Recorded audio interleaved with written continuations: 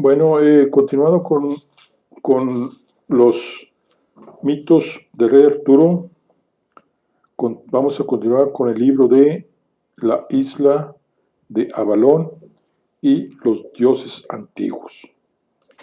Y vamos a iniciar lo que es el capítulo 2, que se llama El último bastión.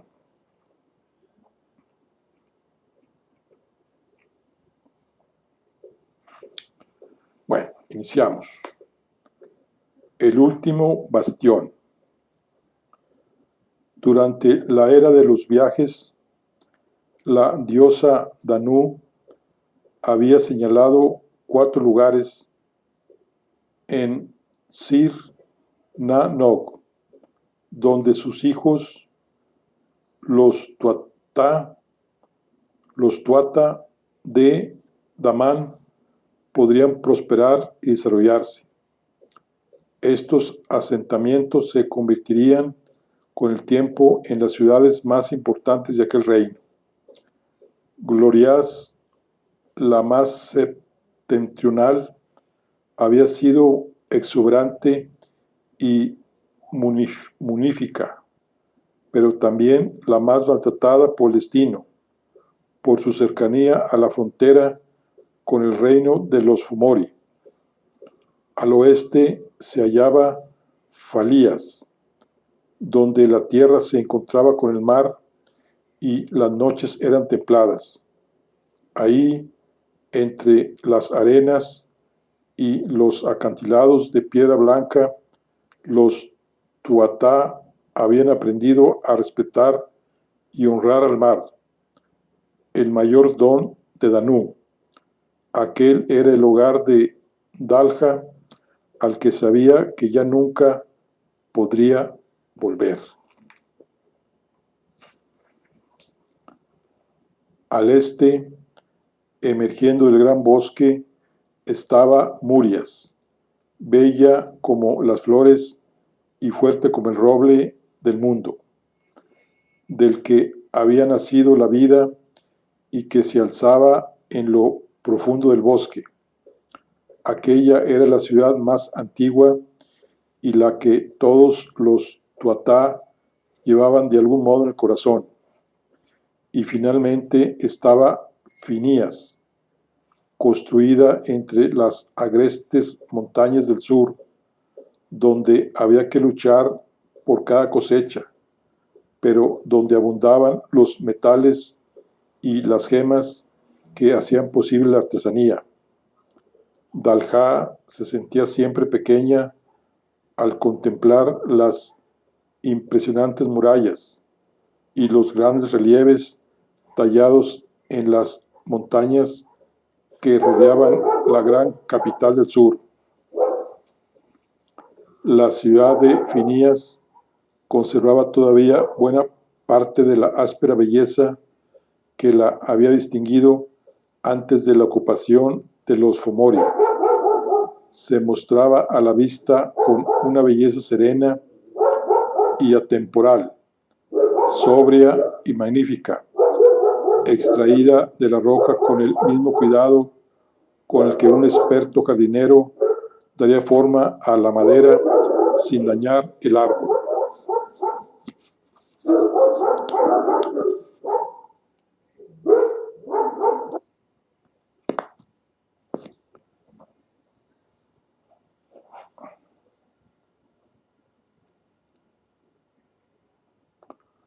Durante aquella hora del día, cuando el sol empezaba a ponerse, solía estar llena de agitación y alegría.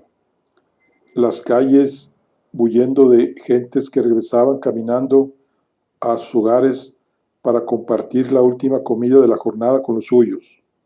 En cambio, ahora permanecía en silencio, aletargada, sumida en una calma inquietante para quien conocía la ciudad, porque Finías ya había sido evacuada y los únicos que permanecían en ella eran o bien rezagados o bien guerreros que habían tomado la decisión de caer con ella.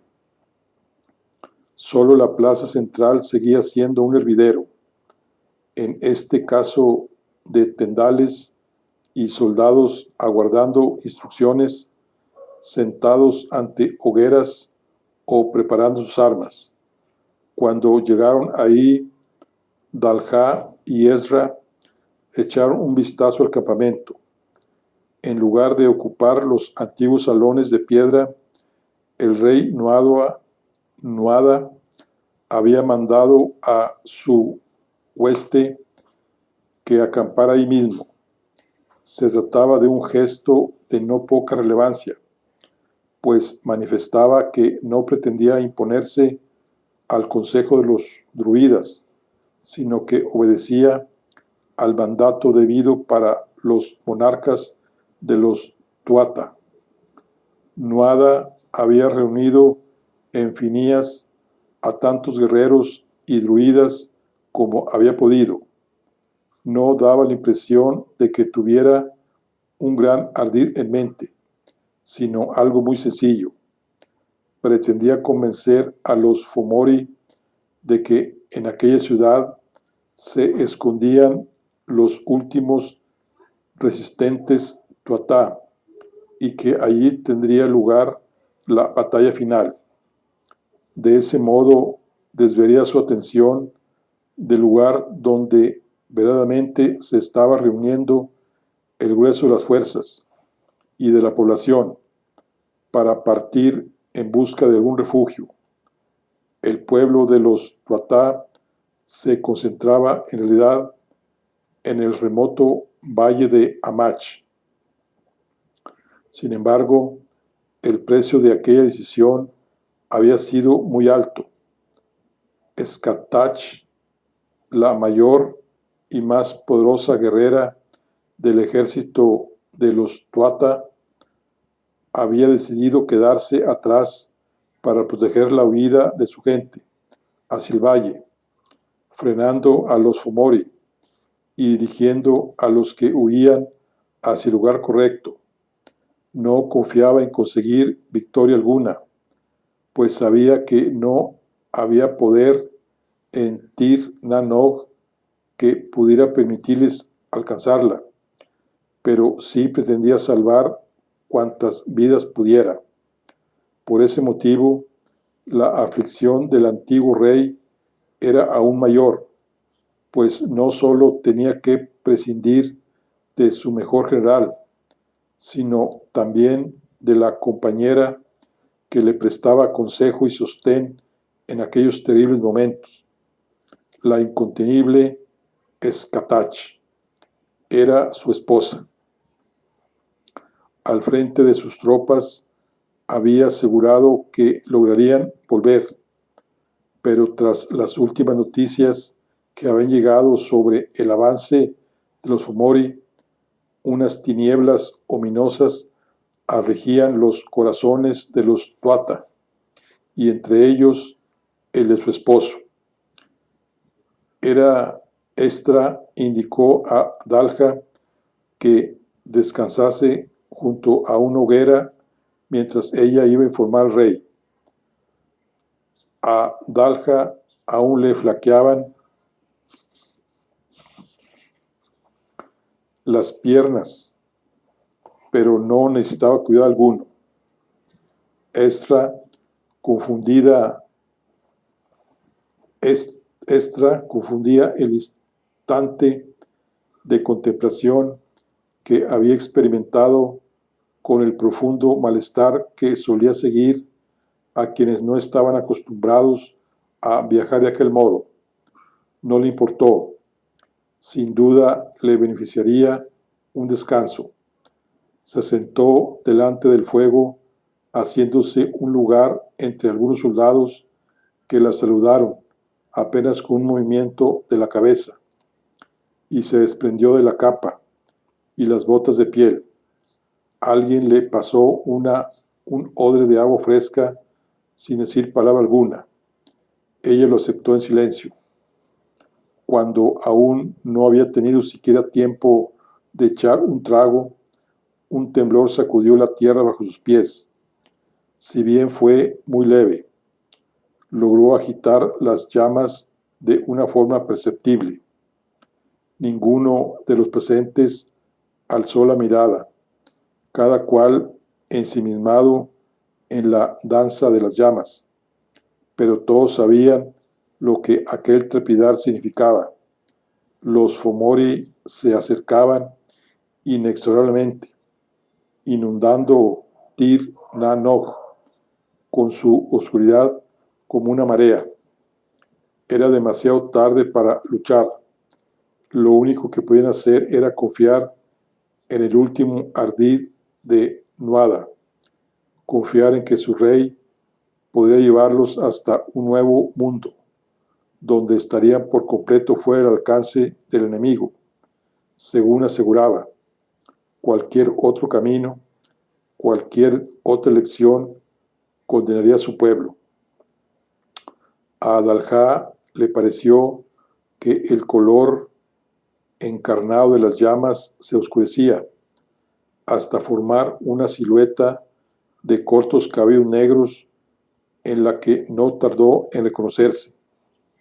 Al otro lado del fuego estaba ella misma, como si viera su reflejo en la superficie de un charco, pero con una mirada más segura, más decidida, más serena. Ella, parecían decir las llamas, ella tendría la decisión en sus manos, y ella, insistían, debería guiarlos al nuevo mundo. Era lo único que podían hacer, la única salida del atolladero en el que se habían adentrado. De pronto le faltó el aire y empezó a jadear, sintiendo que en su mente la visión empezaba a desmadejarse. Sin apartar los ojos de las llamas, liberó la boca del odre de su cierre y vertió el contenido sobre el fuego. Pero el agua no apagó el fuego, sino que lo excitó aún más, provocando una humareda saturada de olores inverosímiles. En la furia de las llamas, Dalja vislumbró las posibilidades que se abrían en el porvenir, una infinidad de caminos. En la inmensa mayoría de ellos, los Tuatha encontraban de un modo u otro la extinción. Solo en unos pocos, demasiado pocos, lograban perdurar. Sintió que la visión estallaba dentro de su cabeza, hiriéndola por su calor y su luz. Se echó atrás, luchando por recuperar el aliento. Su conciencia había vuelto a la hoguera, rodeada de soldados que la miraban con extrañeza, aunque no tardaron en regresar a su ensimismamiento.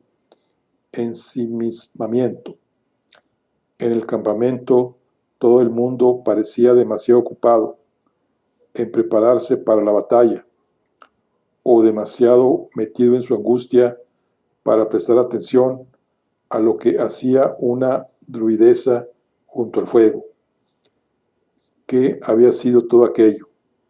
Las imágenes se habían sucedido demasiado rápida para entenderlas. La visión había sido demasiado fugaz, más bien un suspiro, el momento final de una existencia, la experiencia del momento de la muerte de un ser. Como fuera, se sentía sentada de pensar que una fuerza ajena había interrumpido la visión. Era una fuerza que pretendía hablarle o, al contrario, impedir que le llegara el mensaje. Sacudió la cabeza aturdida. Lo único que podía decir con certeza era que se habían puesto en marcha unos acontecimientos sobre los que los Tuatha no tenían ningún control, y no necesitaba una visión para saberlo. Distinguió entre las tiendas del campamento dos figuras conocidas que se acercaban. Se levantó, se sacudió la tierra de la túnica y se preparó para encontrarse cara a cara con el antiguo rey de los Tuata de Danán.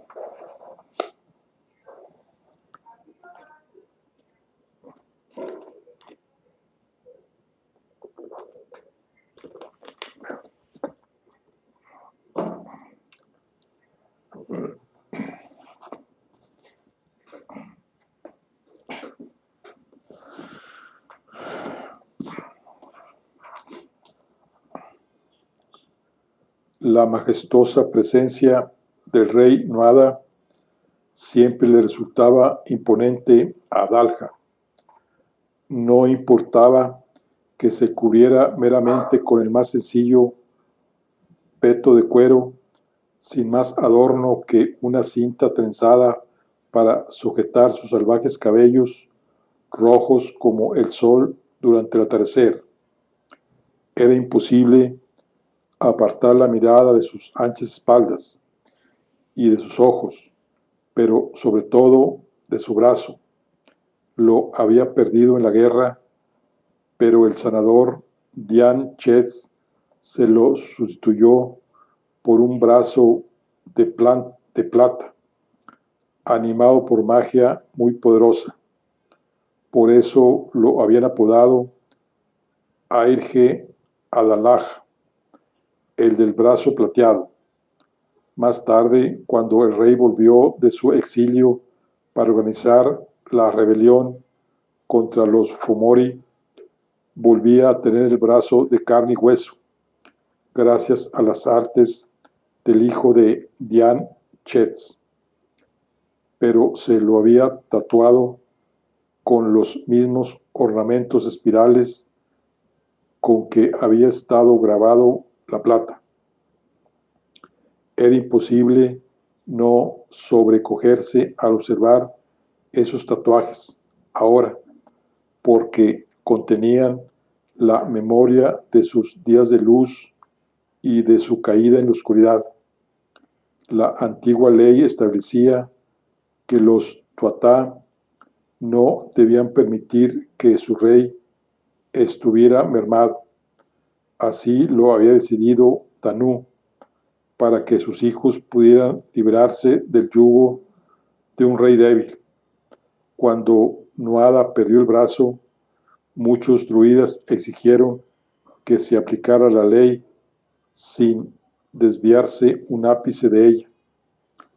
En el transcurso de un funesto y turbulento concilio del Consejo, se impusieron los druidas rigoristas y se le negó el trono a Nuada. No les importó que el brazo de plata de Dian Chetz fuese más poderoso aún que el miembro perdido. Tras semejante decisión, Nuada, afrentado, optó por exiliarse, como no podía ser de otro modo. En su ausencia, a los Tuata solo les esperaba la decadencia. A su paso, Nuada Aigelams desprendía una suerte de fuerza, como un áurea, que empequeñecía a quien lo veía, una intensidad que parecía llamar las miradas, acallar las voces y levantar los ánimos. Todos se alzaron cuando el rey se llegó hasta la hoguera donde estaba Dalja. La druidesa inclinó la cabeza y, sintiéndose infinitamente torpe, desenganchó la vaina de su cinto para entregar la espada del sol a su legítimo dueño. Él, sin embargo, opuso la mano. No es necesario, dijo el rey. Su voz era suave, muy amable, aunque se volvía terrible en un instante cuando el monarca se le revolvía el ánimo. No volveré a portarla. Dalja frunció el ceño anonadada. Señor, era nuestro deber evitar que cayera en manos de nuestros enemigos, pero no solo por su enorme poder, sino porque en ella se encuentra la memoria de nuestro pueblo, igual que en todos los demás objetos sagrados que son nuestro legado. Pero mi deseo ahora es que te hagas cargo de ella hasta que encuentres a alguien adecuado para convertirse en su nuevo dueño. La druidesa se sintió sobrecogida. No soy digna de semejante honor. Giolcas ha sucumbido a sus heridas, le reveló el rey. Luego permaneció en silencio por un momento entristecido. Delante de él, Dalha intentaba comprender las implicaciones de aquella pérdida. Giolcas había sido su maestro y también el druida que gobernaba junto al rey. Según las enseñanzas de Danu, el monarca de los Tuatha no podía reinar solo, sino que necesitaba el respaldo de los conocimientos druídicos. Si bien el poder estaba en sus manos, reinaba al lado de un druida, el primero de todos ellos, y había de someterse al contrapoder del Consejo de los Druidas. El equilibrio era lo único que hacía posible la supervivencia, según Danu. Ahora bien, el equilibrio se había roto hacía tiempo. El Consejo de Druidas y el rey no lograban ponerse de acuerdo, y ahora Giolcas, el co-gobernante, había muerto. Por fin, Nuada anunció la decisión que Dalha no se atrevía siquiera a presumir. Como su aprendiz, dijo el rey, te corresponde ocupar su lugar. La druidesa se sintió súbitamente oprimida por un peso insostenible que le presionaba las espaldas y el pecho. No se había formado para ejercer semejante tarea. No creía estar preparada. Angustiada, no pudo evitar lanzar una mirada nerviosa alrededor, como si temiera que alguien hubiera escuchado esas palabras. Entonces comprendió, de otro modo, el silencio de los soldados y sus expresiones sombrías, confirmado por la visión que la había asaltado desde el fuego y la advertencia que contenía. Debía dar aquel paso. No había alternativa. Si Nuada se condenaba a la muerte para ganar el tiempo suficiente y dar a los Tuatha la oportunidad de huir, ella no podía desoír la petición de su rey. Doblando la rodilla ante él, dijo simplemente: dime lo que tengo que hacer, mi rey. Nuada la hizo alzarse de nuevo y habló entonces para hacerse oír por todos los presentes. Nuestro pueblo ha resistido la opresión y la desgracia durante generaciones, pero nuestras fuerzas ya no son comparables a las de los Fomori. La única posibilidad que tenemos de salvarnos es encontrar un nuevo hogar para nuestro pueblo. Ese hogar tampoco será seguro siempre que puedan tenderse puentes hacia él desde este mundo. Solo existe una criatura con el poder suficiente para conducir a los Tuatha en ese viaje sin dejar rastro de él ni puente alguno detrás de nosotros. Necesitamos su ayuda, Dalha, designada por mí como la primera de los druidas. Encuéntrala y consigue que nos brinde su auxilio en este momento desesperado.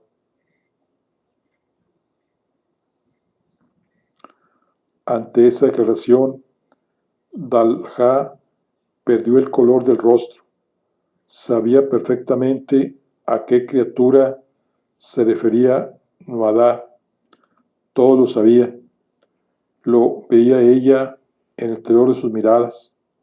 La primera empresa que su rey ponía sobre sus hombros era la más inverosímil. Acababa de convertirse en la responsable de preservar el legado de Nuada, y para ello tenía que ir en busca de la oscuridad misma. Habiendo hablado, el rey le puso una mano sobre el hombro. Había inquietud en los ojos del monarca, pero también una seguridad contagiosa.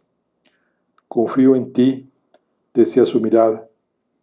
Poco imaginaba él los pensamientos que ocupaban a la druidesa en ese mismo momento.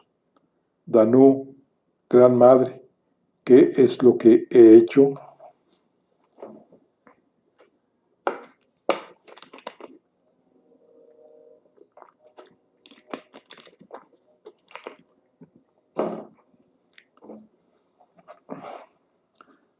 La tienda de lona estaba sumida en una penumbra apenas combatida por un par de velas y un pequeño fuego sobre el cual descansaba un viejo caldero burbujeante que llenaba la estancia del aroma de los frondosos bosques del este.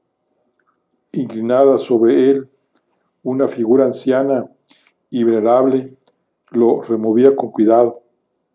Los cortinajes que cubrían la puerta se descorrieron para franquear el paso a un visitante. Entró Dalha. El corazón le latía fuertemente desde que había sabido que era llamada a esa tienda. La figura que removió el fuego se volvió hacia ella y la contempló con su mirada venerable. Era el anciano Dagda. Dagda era considerado el padre de todos los Tuatha. Había sido el primer hijo de Danu, nacido cuando las aguas de la diosa regaron las bellotas que los robles sagrados habían dejado caer sobre la tierra estéril. Por ese motivo, su apariencia era distinta. Su cuerpo era disforme, repleto de nudos como los de un árbol. A veces su piel semejaba corteza y su rostro se mostraba siempre avejetado, de expresión meditabunda, incluso en los momentos de despreocupación. En aquel instante, un gesto rompió el corazón. El buen padre estaba desolado. Había sido rey mucho tiempo atrás, cuando los Tuatha apenas eran niños, a los que Danu había permitido salir a descubrir el mundo. Pero consideraba que su lugar no se encontraba en un trono, ni sentado en él, ni a su lado. Él solo deseaba compartir su sabiduría con quienes consideraba sus hijos. Señalando un taburete junto a la mesa, dijo a Dalha: toma asiento. Su voz era ronca como el crujir de ramas, demasiado viejas. Mientras ella le obedecía, tomó un cuenco de madera y, cuidadoso, lo llenó del guiso que hervía en el fuego. Se lo tendió a la druidesa y luego se sentó delante de ella, al otro lado de la pequeña mesa. El olor de estofado, antiguo y repleto de vida, llenó a la druidesa de una nueva fuerza. Hacía mucho que no usaba mi caldero para preparar este guisado. Muchos creen que Coiré Ansik solo tiene la cualidad de no terminarse nunca, pero lo cierto es que cada guiso que se prepara en él otorga distintas bendiciones. Come. Dalhá se sintió aliviada al ver que otro de los tesoros de Danu estaba a salvo. El caldero lo guardaba su dueño, y ella había recuperado la espada del sol. Se llevó el cuenco a los labios. El sabor de la comida era tan intenso como su fragancia. El destino ha puesto sobre ti una pesada carga. Si en algo puedo ayudar, tienes mi apoyo, continuó Dagda con una triste sonrisa en sus labios agrietados. Este guiso te dará fuerzas para distinguir el camino de la sabiduría. Siempre, eso sí, que seas en verdad la persona adecuada para cumplir el cometido que el rey te ha encargado. Conforme iba degustando aquel estofado sabroso y espeso, la druidesa notaba que la fatiga y el aturdimiento desaparecían de su mente y que parte de su miedo se desvanecía. Tras dar un largo sorbo, bajó el cuenco y lo apretó contra las manos, sintiendo la calidez a través de la madera. Gracias, buen padre, le devolvió el cuenco. La animaba una nueva seguridad en sí misma, una renovada fortaleza de pensamiento. Fuera, en algún lugar de la ciudad de Finías, sonó un cuerno. Era el aviso que alertaba de que una fuerza guerrera se aproximaba a sus puertas. Ve, dijo Dagda, nuestro rey te necesita.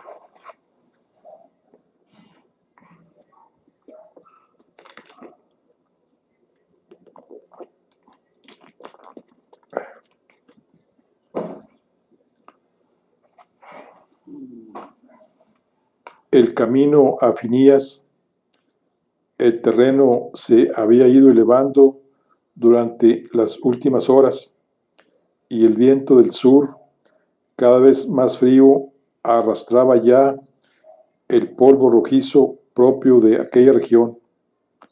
Al frente de una larga y lenta columna de 1 millar de jinetes y soldados de a pie, avanzaba a lomos de su montura la severa Escatach, con el largo cabello negro recogido en una gruesa trenza. Su armadura de cuero endurecido se había empalidecido bajo el polvo hasta tal punto que la única manera de reconocerla, ella que siempre vestía con el color de la noche, eran los grandes tatuajes que le cubrían la frente por entero y los brazos hasta los codos. Sin detener el paso de su caballo, chasqueó la lengua al darse cuenta de que su último odre estaba vacío. Se ajustó el jirón de tela que estaba usando para cubrirse la boca y la nariz y se concentró en mantener el hechizo que permitía que su montura siguiera avanzando. Odiaba aquel paisaje, sin apenas vegetación, donde solo había colinas polvorientas, extrañas formaciones de roca e incontables recovecos desde los que cualquier amenaza podía estar acechando. Sus jinetes llevaban cabalgando más tiempo del que podían recordar con claridad. Siguiéndola fielmente, habían cruzado casi todo el reino, de norte a sur, intentando adelantarse al imparable avance de los Fomori.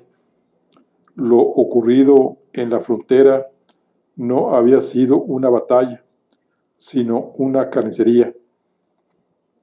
Una horda desaforada de soldados y magos se había ensañado con sus enemigos, gozando del exterminio de los Tuata. Había tenido que ordenar la retirada porque el sacrificio de sus fuerzas en aquel lugar no habría supuesto ninguna ventaja. Algunos soldados de Falías se habían unido a ellos en su huida, ya que no tenía ningún sentido y no se sintió capaz de decirles que permanecieran en sus puestos, ya que no tenía ningún sentido cuando en la ciudad todo el mundo había muerto. Estaba agotada como los demás. Habían forzado sus caballos al límite y luego usado conjuros para darle resistencia y que siguieran avanzando a costa de debilitarse ellos mismos. No podían detenerse hasta llegar a la ciudad donde el rey los aguardaba, donde la esperaba su esposo. Empezaba a declinar el sol cuando el terreno, conformado por enormes riscos que se cernían sobre ellos y en los que retumbaban el paso de los caballos, empezó a abrirse y pudo ver por fin las murallas de la capital que era su destino, la ciudad de piedra, según la llamaban, pues era lo único que se veía por todas partes. Casas construidas en piedra, talladas en la piedra de las laderas o naciendo de las rocas en formas inauditas gracias a la magia. Sus habitantes eran igual de ariscos y duros que la tierra en que había nacido. Por eso mismo, si había un lugar donde pudiera resistirse algo más de tiempo a los Fomori, ese era Phineas. En esa batalla sí que valía la pena dar la vida.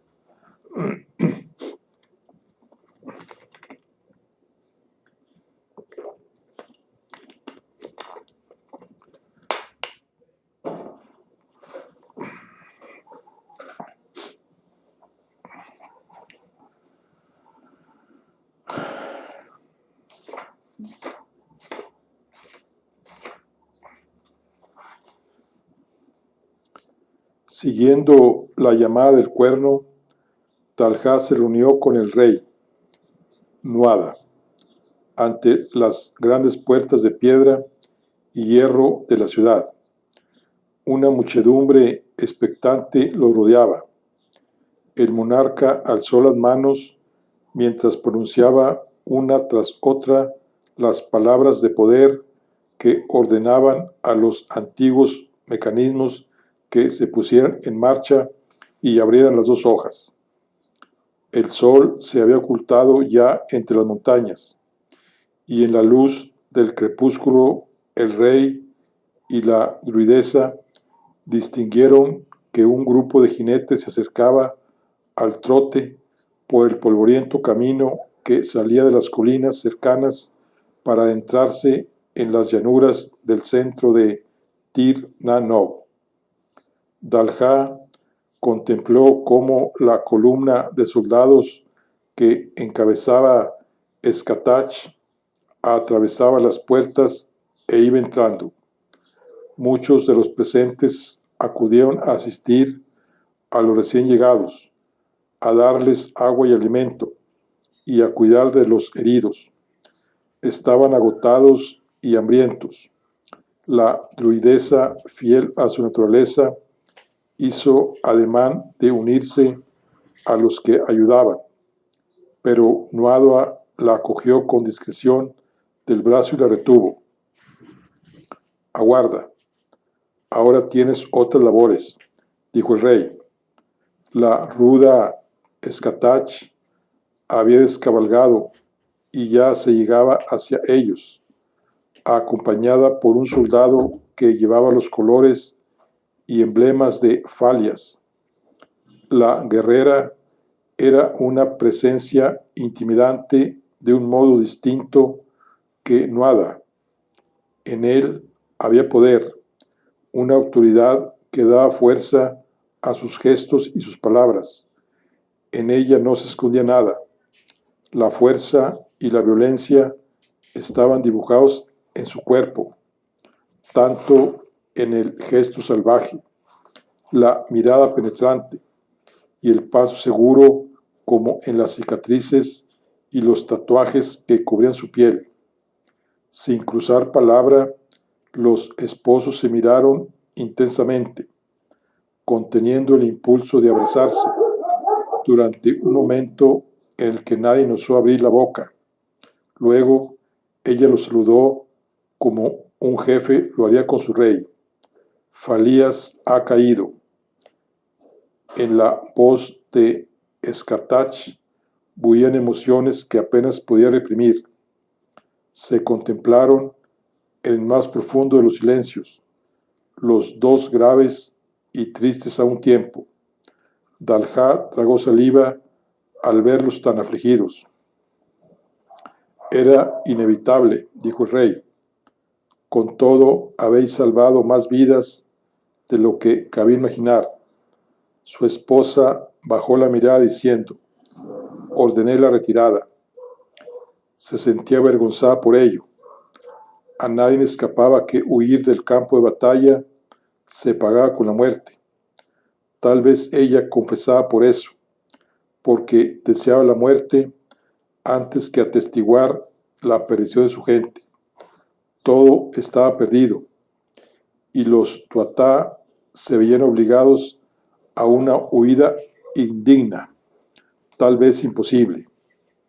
Dalha tragó saliva. Aquellos eran los tiempos que les habían tocado vivir, y sus acciones le parecían a ella irreprochables. Sin embargo, ellos no dejaban de torturarse. Noble Escatach, tu muerte no habría significado nada, dijo la druidesa. ¿Acaso su posición junto al rey no la autorizaba a ello? Se dio cuenta de que muchas miradas estaban pendientes de ello.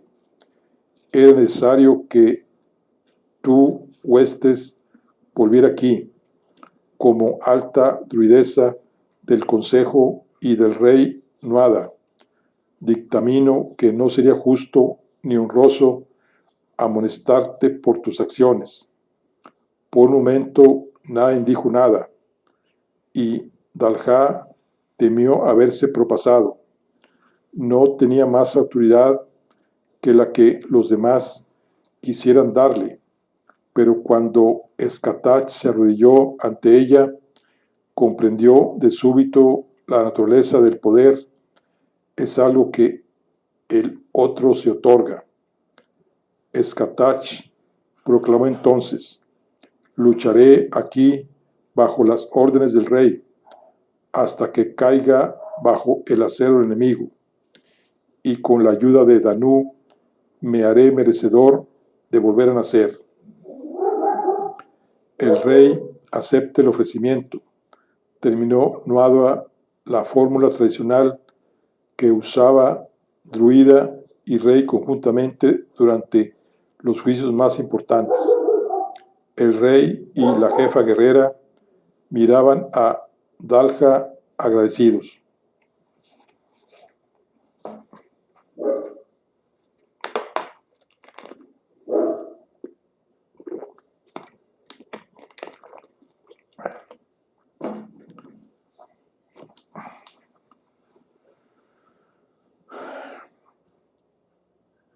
Ezra fue la que despertó a la druidesa que dormía echada en un rincón junto a una hoguera, agotada por el sueño.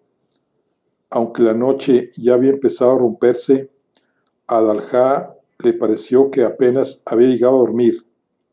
Se obligó a asearse y comer lo que su compañera le ofreció antes de reunirse con los que serían sus nuevos compañeros de viaje. Eran apenas una veintena, el número adecuado para viajar rápido y de manera discreta. Destacaba entre ellos la presencia de Dagda, montado en una enorme yegua que llevaba sujeto el caldero a la grupa. Muchos fueron los que salieron a despedirlos. No en vano eran la última columna de refugiados que iba a cubrir el trayecto que conducía al valle de Amach, y llevaban con ellos al buen padre.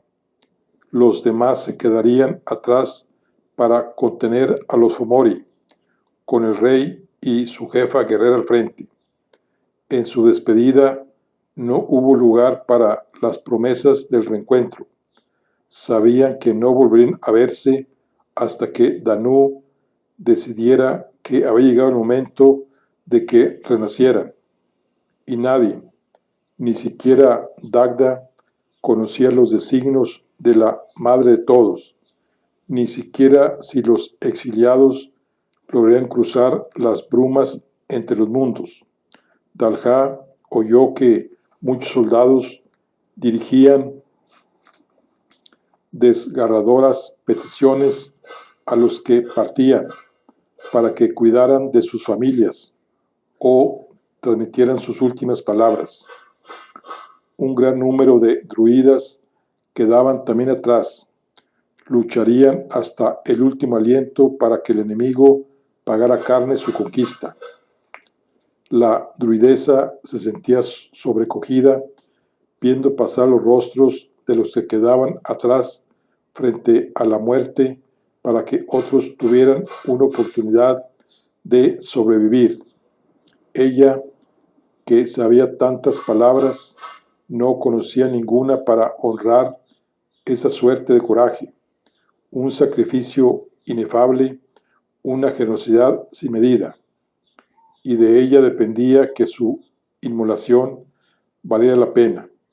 Por eso, en el instante en que el rey se detuvo ante ella, sintió que un puño le agarraba la garganta. Entonces, cuando ya las piernas le temblaban, Nuadua Airgelhan pronunció las palabras que la acompañarían a partir de ese día. Eres poderosa y sabia. Sé que honrarás la memoria de tu pueblo.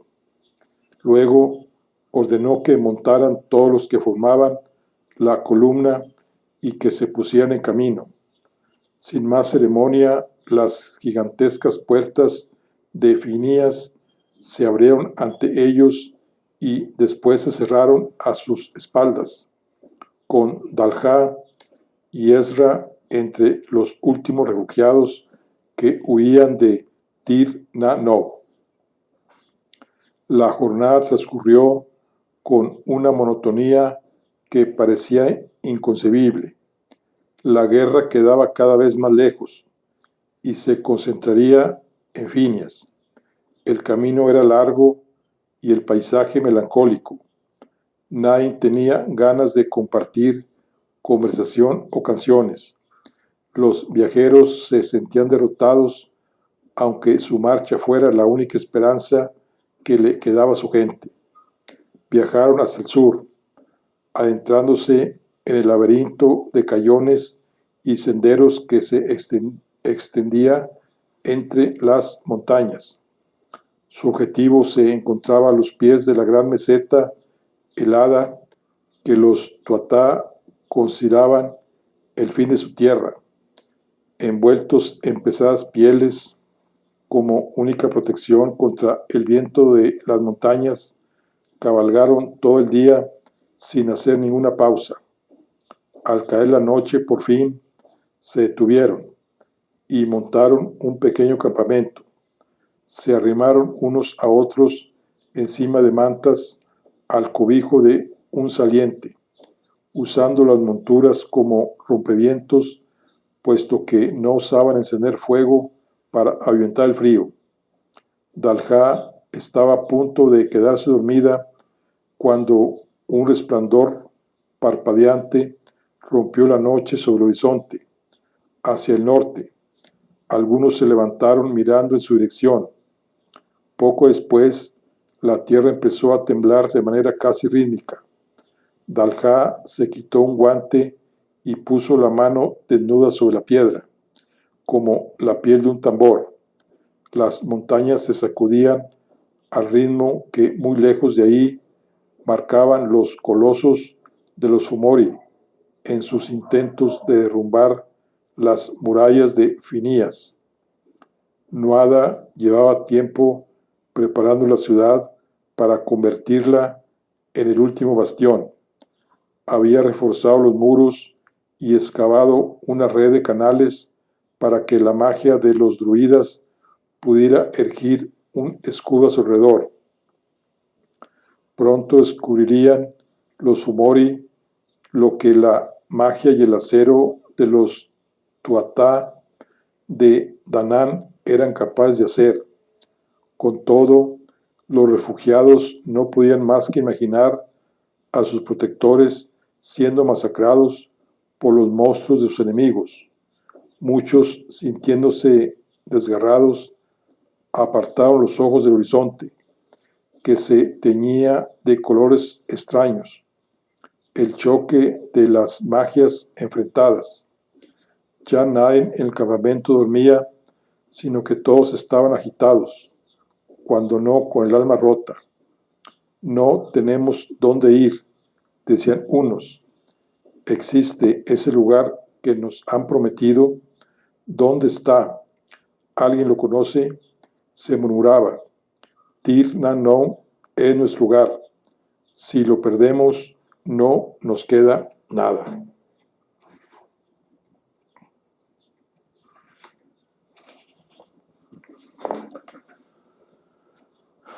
Viendo que cundía el desánimo en el pequeño grupo, Dalja buscó en su menuda bolsa de viaje. Ningún druida viajaba sin unas ramas de muérdago. Al verla, Dagda la siguió con sus ojos, llenos de tristeza, y como si hubiera adivinado sus intenciones, se levantó con dificultad. La druidesa llamó la atención de los viajeros, que se volvieron hacia ella. La magia estaba ya zumbando a su alrededor, como si los ojos de la misma Danu se hubieran posado sobre ella. Voy a hacer un juramento solemne, uno que solo ha de romperse a riesgo de recibir el peor de los castigos, dijo con una voz que apenas reconoció. Ninguno de vosotros tiene obligación de hacerlo, pero os invito a reunirse conmigo. Hoy, en este lugar de su lado, con el buen padre Dagda y todos vosotros como testigos, juro solemnemente que laboraré sin descanso hasta conseguir que los Tuatha de Danann regresen a su hogar para recuperarlo. Volveremos y liberaremos a nuestra diosa de los opresores. Tardaremos una estación, 10, 100 o 1000, lo que sea necesario, pero los Tuatha de Danann recuperarán Tir Na No, no por venganza, sino por justicia. Lo juro ante vosotros y ante Danu. Entre sus manos, la ramita de muérdago empezó a arder al pronunciar la última palabra. Lo juro ante vosotros y ante Danu, repitió Ezra. Luego se le unió la poderosa voz de Dagda, y después, uno a uno, todos los que la acompañaban.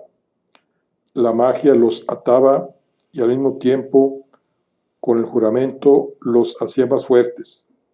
Les otorgaba un propósito, un vínculo, que jamás se rompería por lejos que fueran, aunque viajaran a otro mundo.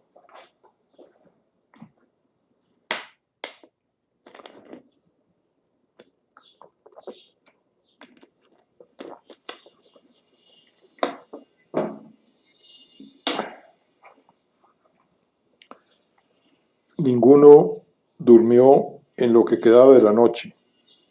El asedio continuaba en el sur.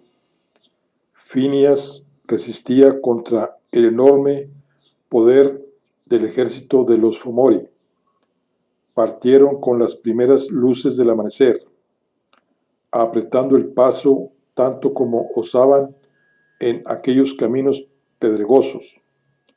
La meseta se dibujaba ya por delante y pronto encontraré el camino hacia el valle de Amach. Aún no era mediodía cuando un ruido extraño resonó entre las cumbres. Dalha y Ezra sintieron que el corazón se les paraba. Aquel parecía el chillido antinatural que habían escuchado emitir al gigante de Goliat antes de lanzarles el rayo que hizo estallar la colina. No tardaron en ver una sombra en el cielo. Parecía un ave, negra y deforme, con alas extravagantes de extrema longitud y angostura. Incluso a la luz del sol desprendía un resplandor nacarado. Era un explorador de los Fomori, otra de las inmundas criaturas que su magia era capaz de crear.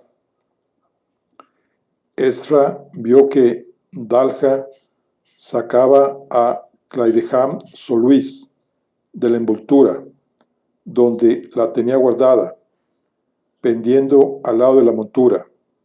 ¿Qué pretendes hacer?, le preguntó Ezra a su compañera con el ceño fruncido. No podemos permitir que esa criatura vuelva para contar lo que ha visto. Eres la portadora de la espada del sol. No puedes arriesgar la vida de esta manera, protestó la otra de inmediato. Dalha miraba hacia el cielo. Era una druidesa, guerrera por derecho propio y portadora de una de las armas más poderosas y devastadoras conocidas en el mundo. Desenvainó la espada y la alzó, haciendo que brillara con toda su fuerza. Al instante, el chillido de la bestia atravesó el aire, y los viajeros sintieron cómo su presencia se cernía sobre ellos. Escoltad a Dagda y al caldero hasta el valle. Cuando lleguéis, decidles que se preparen, ordenó la druidesa. Los guerreros conmigo. Entre maldiciones y juramentos, unos se alejaron al galope, mientras otros siguieron a Dalha en dirección contraria, hacia una zona donde el terreno era menos escarpado. La druidesa vio que Estra, su amiga del alma, no se separaba de su lado. La sombra de la bestia pasó sobre ellos, y con aquel chillido aterrador que Dalha llevaría siempre grabado en el corazón, el ave abrió el pico y un rayo de luz refulgente barrió el terreno frente a ellos. La druidesa y la hechicera estaban preparadas para lo que iba a ocurrir. Unieron sus fuerzas con un pensamiento y sendas palabras de poder para crear un escudo que los protegiera. El rayo se desvió al topar con la cúpula mágica que habían construido y, refractado, reventó todo el suelo alrededor con una brutal explosión. La bestia lanzó un chillido cargado de ira. Cuando deshicieron el escudo para continuar corriendo, la vieron volando delante, intentando coger velocidad para virar en redondo y volver a pasar sobre ellos. La druidesa se aferró a la espada, tomó aire, invocó su poder. Sintió que Claydeham Soluis le respondía, dándole unas fuerzas que jamás había experimentado. Ya la bestia volvía a cenirse sobre ellos. Dalha alzó la espada hacia el cielo. La espada del sol relumbró con tal fuerza, reflejando los rayos del astro que le daba nombre, que la bestia, cegada y confusa, se agitó, se le doblaron las alas y pareció que iba a estrellarse contra el suelo. logró posarse en la tierra a duras penas. Ahí se irguió con terrible enojo y gritó su desafío. No era tan grande como los gigantes que habían asolado Gorias, pero superaba en mucho la altura de los Tuata. Sus ojos ardían con furia y maldad. Los guerreros se desplegaron en círculo para rodearla. Escatach los había adiestrado bien. La acosaron con las pocas armas de que disponían, algunas ya maltrechas por la larga y severa guerra. Incluso en el suelo la criatura era un rival formidable. Su piel era tan difícil de perforar que el acero como de atravesar con magia. Cuando alcanzó a uno de ellos, lo partió por la mitad de un picotazo. A otro lo lanzó muy lejos, convertido en jirones, de carne y sangre, tras darle un golpe con sus horrendas arpas. La única que conseguía hacerlo mella era Ezra, concentrándose y gritando palabras en la lengua de la magia. Desgajaba del suelo pequeñas lascas tremendamente afiladas, que luego le lanzaba por decenas, intentando clavárselas en las partes blandas del cuerpo. De ese modo llegó a conseguir abrir heridas bajo el cuello y las alas que mostraron su pútrida carne, haciendo que sangrara una suerte de icor negruzco que hacía humear las piedras cuando caía sobre ellas. Aprovechando que la criatura se revolvía tratando de defenderse del acoso de la hechicera, Dalha se coló entre sus patas con la espada brillando en sus manos, como si el propio sol la hubiera tocado. Una vez ahí, descargó un tajo largo y profundo, horriblemente cruento, contra su vientre desprotegido. Le sorprendió el daño que era capaz de infligir aquel filo mágico. La piel se separó, dejando a la vista el amasijo de metal retorcido y carne podrida que mantenían en su sitio las tripas de la criatura, haciendo chorrear aquel icor nauseabundo. Mientras la bestia aullaba de dolor, Dalha se escabulló para no quedar atrapada debajo de ella. En un gesto doliente, la bestia giró sobre sí misma y roció con el rayo de luz destructor que lanzaba su boca a algunos de los guerreros, cuyos cuerpos saltaron hechos trizas sangrientas al instante. Los que estaban al otro lado, a su espalda, se lanzaron sobre ella, buscando ahondar sus heridas ahí donde las tenía. Muchos cayeron, unos bajo las afiladas garras, otros por causa del pico asesino. El suelo se había vuelto un charco de sangre, entrañas, miembros cercenados y cuerpos moribundos. Como pretendiendo afirmar su victoria, la criatura se alzó e hinchó el pecho para volver a gritar contra Dalha. Entretanto, Ezra había estado preparando un hechizo. Un resplandor violáceo le emanaba del cuerpo, agitándole el cabello y las ropas.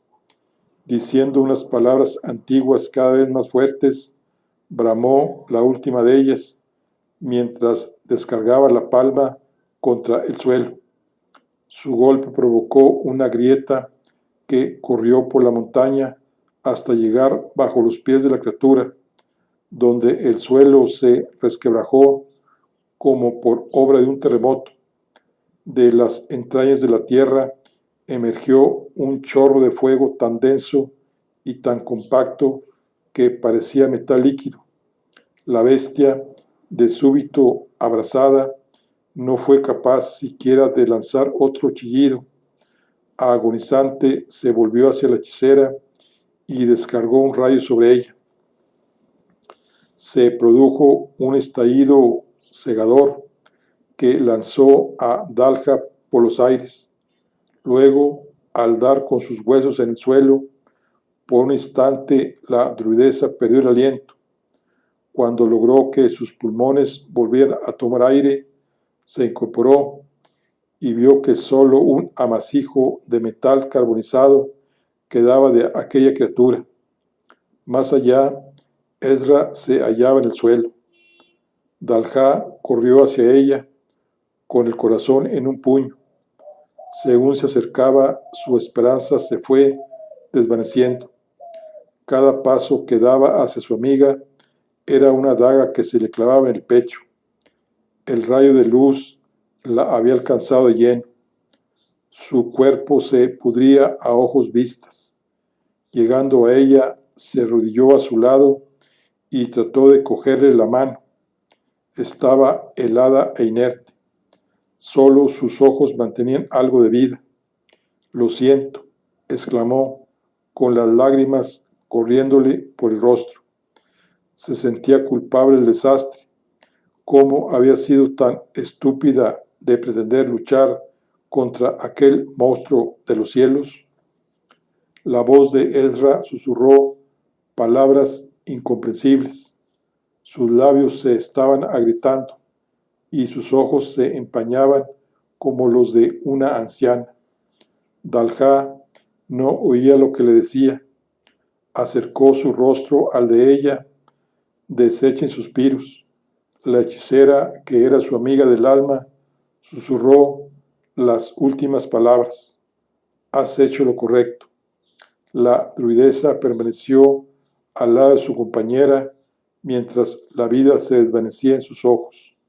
Luego, cuando se quedó sola, se enjuagó las lágrimas e hizo lo que debía hacer, entonar una oración por aquellos que habían muerto con honor, dando su vida por su pueblo. Bueno, aquí concluimos la charla del día de hoy. Nos vemos en la siguiente. Hasta luego.